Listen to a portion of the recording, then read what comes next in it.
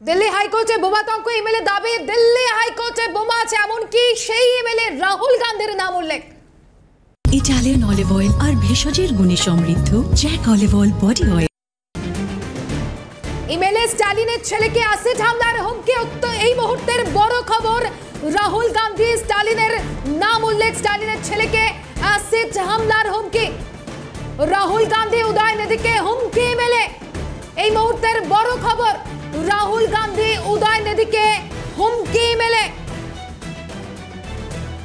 স্টালিনের ছেলেকে অ্যাসিড হামলার হুমকি, 1998 মতো বিস্ফোরণের হুমকি ইমেলে। রাহুল গান্ধী উদয়নিধির নাম উল্লেখ ইমেলে। স্টালিনের ছেলেকে অ্যাসিড মারার হুমকি, রাহুল গান্ধী উদয়নিধিকে হুমকি ইমেলে। যে ইমেল পাঠানো হচ্ছে 10:41 যে ইমেল পাঠানো হচ্ছে সেই ইমেলে রাহুল গান্ধী উদয়নিধিকে রীতিমতো হুমকি।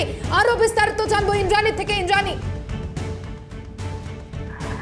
ইমেলটায় পরিষ্কারভাবে রাহুল গান্ধী এবং উদয়নিধি স্ট্যালিন, অর্থাৎ স্ট্যালিন যিনি এখন মুখ্যমন্ত্রী, তার ছেলেকে আক্রমণ করা হয়েছে। বলা হয়েছে আরএসএস এবং বিজেপির বিরুদ্ধে এরা যেভাবে লড়াই করছিলেন তার গতি ধীর হয়ে এসেছে এবং সীমিত হয়ে গেছে। সেই কারণেই কিন্তু তাদের বিরুদ্ধে অ্যাকশন নেওয়া হবে।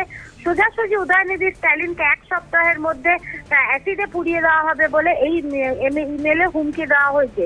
এবং ইমেলে আরো যেটি বলা হয়েছে যে এই ইমেলে কিন্তু কংগ্রেসের নেতা তথা লোকসভার বিরোধী দলনেতা রাহুল গান্ধীর নামও কিন্তু এই ইমেলে করা হয়েছে। সব থেকে গুরুত্বপূর্ণ যেটা, যে পাটনা হাইকোর্টে 1998 সালে আজকের দিনে যেভাবে হামলা বোম ব্লাস্ট করা হয়েছিল বা সন্ত্রাসবাদী কার্যকলাপ করা হয়েছিল, সেই ছকেই কিন্তু দিল্লি হাইকোর্টেও এই সন্ত্রাসবাদী কার্যকর্ম চালানো হবে বলে পরিষ্কার ইমেলে হুমকি দেওয়া হয়েছে। এবং এর ফলেই কিন্তু এই ভয়ঙ্কর একটা যে প্যানিক সাধারণ দিল্লি হাইকোর্টের যে উকিলরা রয়েছেন বা যারা লয়ের সাথে যুক্ত ব্যক্তিদের মধ্যে ছড়িয়ে পড়েছে। পুলিশ সঙ্গে সঙ্গে, অর্থাৎ 10:41 ইমেল পাওয়ার সাথে সাথে পুলিশ কিন্তু 8 ঘন্টার ভিতরেই সম্পূর্ণ দিল্লি হাইকোর্ট ইভাকুয়েট করে দেয় এবং তল্লাশি অভিযান শুরু করে দেয়।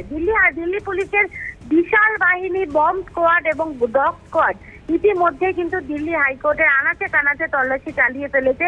এখনো পর্যন্ত সন্দেহজনক কিচ্ছু পাওয়া যায়নি। পুলিশ কর্তারা আমাদের আশ্বস্ত করছেন যে প্যানিক না করতে। এখনো পর্যন্ত সন্দেহজনক কিচ্ছু কিন্তু দিল্লি হাইকোর্টে পাওয়া যায়নি। কিন্তু বারে বারে এই যে বোমার হুমকি আসছে, ফেক হুমকি আসছে, কেন আসছে, কারা এই হুমকি দিচ্ছে, এই সমস্ত বিষয়গুলো খতিয়ে দেখা হচ্ছে। এর আগে স্কুলগুলোতে বোম থাকার হুমকি আসছিল, এবার সোজাসুজি দিল্লি হাইকোর্টে বোম থাকার হুমকি ইমেল এলো।